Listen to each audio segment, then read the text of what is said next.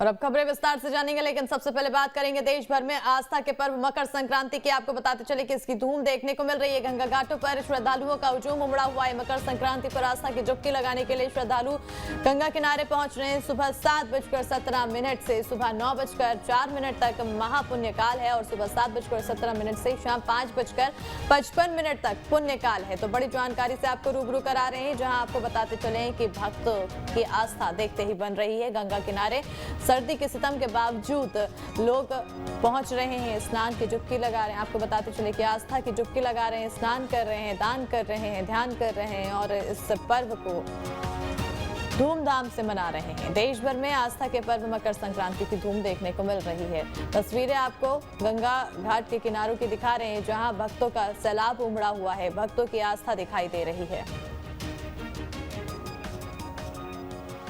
और ज़्यादा तस्वीरें हमें अच्छी जो तस्वीरें हैं, सुंदर तस्वीरें हैं गंगा किनारों की और भक्तों की, वो दिखाएंगे हमारे सहयोगी आशीष और साथ ही साथ गोरखपुर से हमारे सहयोगी सुशांत जुड़े हुए हैं, माफ कीजिएगा दीपक जुड़े हुए हैं। सबसे पहले आशीष की ओर रुख करना चाहूंगी। आशीष, किस तरह का उत्साह भक्तों का देखने को मिल रहा है, कितना ज्यादा उमंग लोगों में?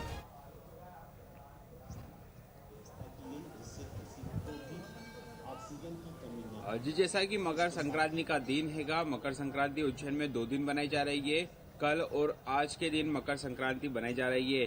अगर हम बात करें तो आज भी नहान चल रहा हैगा और कल के दिन भी बड़ी संख्या में श्रद्धालुओं ने शिप्रा के किनारे जाकर दीपदान किया है और जो है पूजा पाठ की है और साथ ही मकर संक्रांति कल के दिन भी बनाई गई है और आज के दिन भी बनाई गई है। सुबह से ही भक्तों का तांता जो हैगा घाटों पर पहुंचा हैगा और घाटों पर जो है स्नान ध्यान करा जा रहा हैगा। अगर हम बात करें तो मकर संक्रांति के दिन में बड़ी संख्या में लोग इस त्योहार को बनाते हैं उज्जैन में और बाबा महाकाल की नगरी होने के कारण बड़ी संख्या में श्रद्धालु जो है इस पर्व को बनाने के लिए उज्जैन पहुंचते हैं दूर दूर से।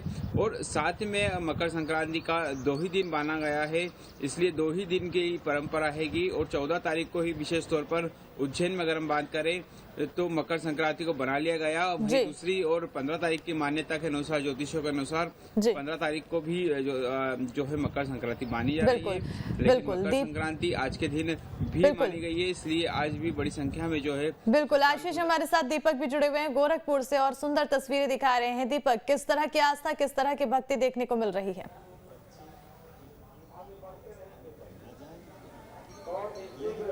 देखिए, गोरखपुर की अगर बात करते हैं तो आस्था का एक रेला और एक सैलाब आपको हर तरफ यहाँ देखने को मिलेगा।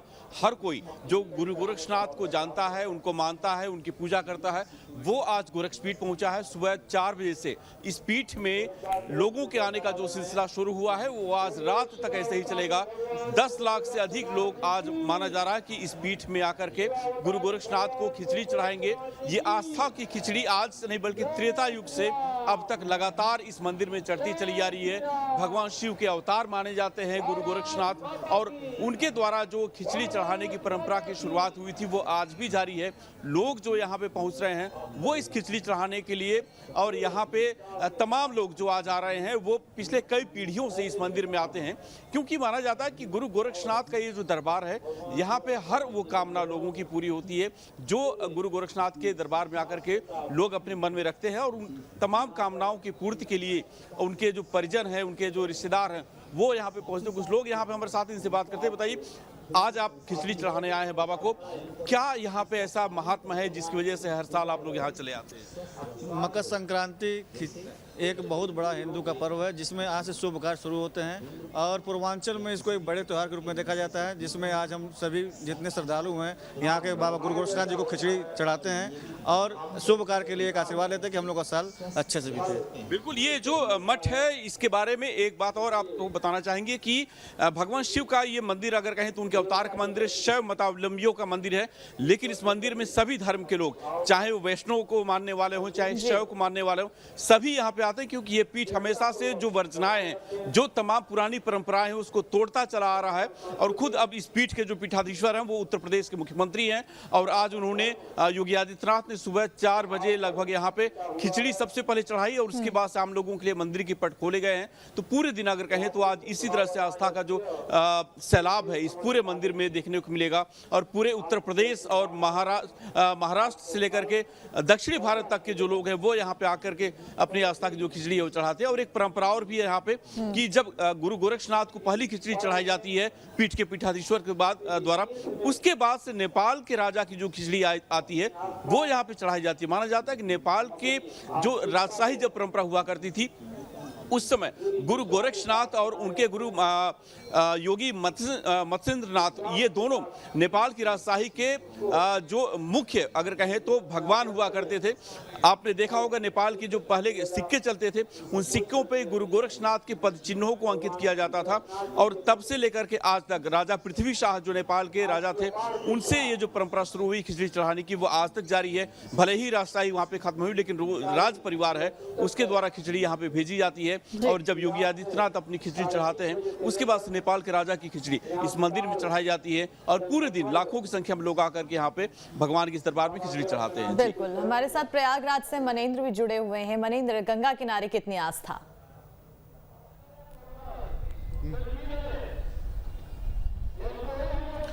ये देखिए, गंगा किनारे संगम तट पर हम मौजूद हैं प्रयागराज में। आस्था का सैलाब विहंगम तस्वीर आपको दिखाते हैं। ये संगम के घाट हैं, बड़ी संख्या में लाखों की संख्या में श्रद्धालु स्नान करेंगे और सामने वो जो नावों की कतार दिखाई दे रही है, इसी से संगम की पहचान होती है। तो संगम के घाटों पर भारी भीड़ जमा है और 2 दिन, चूंकि 2 दिन स्नान है, 14 और 15 जनवरी को मकर संक्रांति का, तो प्रशासन ने यहाँ अनुमान लगाया है कि लगभग 80 लाख लोग स्नान करेंगे। देश भर से, तमाम प्रदेशों से और तमाम राज्यों से, तमाम देश विदेश से लोग यहाँ पर पहुँच रहे हैं स्नान करने के लिए। तो भोर से, ब्रह्म मुहूर्त से स्नान का सिलसिला जारी है। हालांकि पुण्यकाल जो है, पुण्यकाल 7:15 के आसपास शुरू हुआ था और चूंकि ये संक्रांति कल शाम को लगी थी तो लोगों ने कल भी स्नान किया, लेकिन उदया तिथि के महत्व के चलते आज विशेष स्नान है और जो पुण्यकाल है वो शुरू हो चुका है। तो आप देखें किस तरह से आस्था का सैलाब, अगर आप गंगा में देखें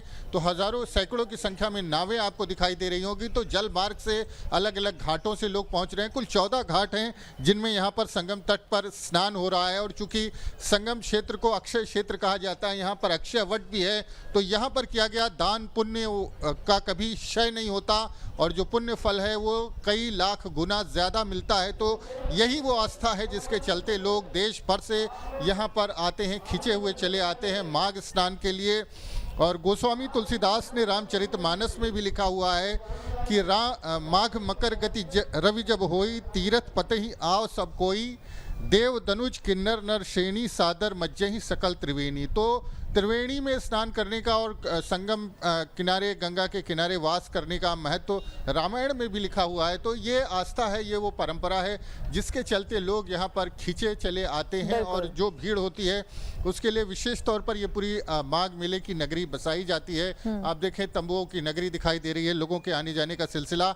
और भोर से, कल से स्नान चल रहा है, चूंकि कल्पवास भी होता है तो स्नान तो यहाँ पर आपको 24 घंटे लोग स्नान करते मिल जाएंगे, लेकिन मकर संक्रांति का स्नान जो कल से शुरू हुआ था वो लगातार अभी भी जारी है और शाम तक ये स्नान आपको ऐसे ही देखने को मिलेगा। बिल्कुल, जो आस्था की डुबकी लोग लगाने के लिए पहुंच रहे हैं लगातार और साथ ही साथ हुजूम श्रद्धालुओं का काफी ज्यादा गंगा किनारे मंदिर परिसरों में दिखाई दे रहा है। बहरहाल बहुत बहुत शुक्रिया आप तीनों का तमाम सुंदर तस्वीरें दिखाने के लिए, जानकारियां देने के लिए।